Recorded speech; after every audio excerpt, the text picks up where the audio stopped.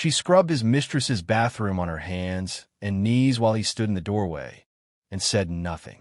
The tiles beneath her were imported Italian marble, polished to a mirror shine that reflected the harsh white light above her. The cleaning solution burned the small cuts on her fingers, but she didn't stop. Her knees ached against the cold floor, and the scent of chemicals hung thick in the air. For hours. That was how long she had been cleaning. 4 hours of scrubbing floors, wiping mirrors, polishing counters, and disinfecting surfaces that were already spotless. Every room she cleaned that night, every single one, was registered in her name. But no one in that house knew it. And the only person who should have known stood in the doorway, watching her like she was invisible. Brennan leaned casually against the frame, holding his phone with both hands, his attention buried in whatever was glowing on the screen. The soft tapping of his thumbs was the only acknowledgement she received. Not once did he say her name. Not once did he ask if she was okay. Not once did he tell his mistress to stop. There's a particular kind of woman the world mistakes for soft. She doesn't raise her voice. She doesn't slam doors. She doesn't throw dramatic scenes in front of people eager to watch a spectacle. Instead, she moves through difficult moments quietly. The world often mistakes that quietness for weakness. Adise had learned long ago that silence and weakness were not the same thing. She had lived in the Houston mansion for 3 years. 14 rooms stretched across the enormous structure. Every hallway gleamed under golden chandeliers. Imported stone floors echoed beneath every step, and the curved staircase in the center of the house seemed designed more for admiration than for actual use. From the outside, it looked like the perfect life. A beautiful home, a wealthy husband, a social circle filled with people who dressed well and laughed loudly. But inside those walls, the house never felt like a home. It felt like a stage. Everyone played a role, and Adise had been cast as the quiet wife who didn't matter. To understand why she endured it as long as she did, you had to go much further back. Back to Lagos. Back to a quiet compound surrounded by tall walls and flowering trees, where a man named Ina raised his only daughter. Ina was not a loud man. He did not lecture or scold or make long speeches about life. But when he spoke, people listened. He believed words should be used carefully, the way builders place stones, deliberately and with purpose. When Adise was 9 years old, he placed a stack of papers in front of her on the dining table. She stared at them with confusion. "Read them," he said calmly. "They're contracts." She frowned. "Why?" "Because one day," he replied, "someone will try to convince you that something belongs to them when it doesn't. I want you to know how to tell the difference."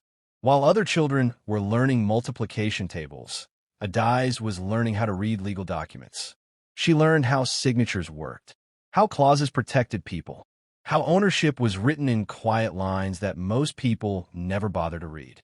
Her father never explained why it mattered so much. He simply taught her. Years later, she understood. When she met Brennan, she was 27. It was at a charity fundraiser in Houston. He was charming in the way men often are when they're used to getting attention. Tall, confident, with a smile that made people lean closer when he spoke. He knew how to command a room. People listened when Brennan talked. Adise noticed something else. He needed that attention. It was the first thing her father noticed too. After Brennan visited Lagos once before the wedding, Ina sat with Adise on the porch that evening. The sun was dipping low behind the compound wall, painting everything gold. Her father sipped his tea quietly. Then he said, "A man who needs a room to see him is a man who doesn't trust what he is in the dark." At the time, Adise thought it was simply one of his philosophical sayings. Later, she realized it had been a warning. Brennan's mother, Rowena, had judged Adise the moment they met. Rowena was the type of woman who carried authority like jewelry, always visible, always deliberate, always making sure everyone in the room knew she belonged at the top of whatever invisible hierarchy existed. When she looked at Adise, she saw someone quiet, someone who spoke softly, someone who didn't fight for attention. Rowena decided immediately what that meant. Weak, easy to control. The conclusion never changed. For 3 years, Adise moved through the mansion calmly. She rarely argued, rarely raised her voice, rarely reacted when Brennan came home late or when his mother made subtle comments about her background. People mistook her patience for surrender. They were wrong. The night everything finally collapsed began like any other. It was a Friday evening. Guests filled the house. Glasses clinked. Music drifted through the rooms. Adise had just stepped inside from the garden when she heard Rowena's voice echoing down the hallway. It was the tone of someone performing for an audience. When Adise turned the corner, she saw the scene waiting for her. Rowena stood in the center of the hallway, holding a mop. Brennan sat nearby in an armchair. His brother Teague lounged on the sofa. And Celeste, the woman Brennan had been seeing for months, stood on the staircase wearing a cream silk robe like she was posing for a painting. Rowena dropped the mop at Adise's feet. The sound echoed against the marble floor. "Since you have so much time to wander around this house," she said coldly, "Celeste needs the upper rooms cleaned before dinner. Make yourself useful." No one spoke. No one moved. Teague slowly sipped his drink. The cousins near the fireplace looked away. Brennan sat only a few feet away, scrolling on his phone. Adise looked at the mop. Then she looked at Brennan. He never lifted his eyes from the screen. She picked up the mop and said nothing. Behind her, someone laughed quietly. The private kind of laugh people share when they're enjoying someone else's humiliation. Adise cleaned for 4 hours. Room by room, floor by floor. Her hands burned from the chemicals. Her knees throbbed against the stone. At one point, she was scrubbing the baseboards in the upper hallway when Brennan walked past carrying 2 glasses. He didn't slow down. He didn't acknowledge her. He simply stepped over her arm as if she were an object left on the floor. Then he knocked on Celeste's door and disappeared inside. Adise stayed still for 3 seconds. Then she kept cleaning. During the 3rd hour, her phone buzzed in her pocket. She checked it quickly. A message from an unfamiliar number. "Miss Adise, my name is Mr. Calloway. I am the estate attorney retained by your father. Please contact my office urgently." She stared at the screen. Then she turned the phone face down and went back to work. For days later, the second call came. Adise answered it alone in the utility room. Mr. Calloway spoke gently. Her father had passed away 9 days earlier, quietly at home. Then he explained the rest. Adise was the sole heir. 41 commercial properties, 14 residential complexes.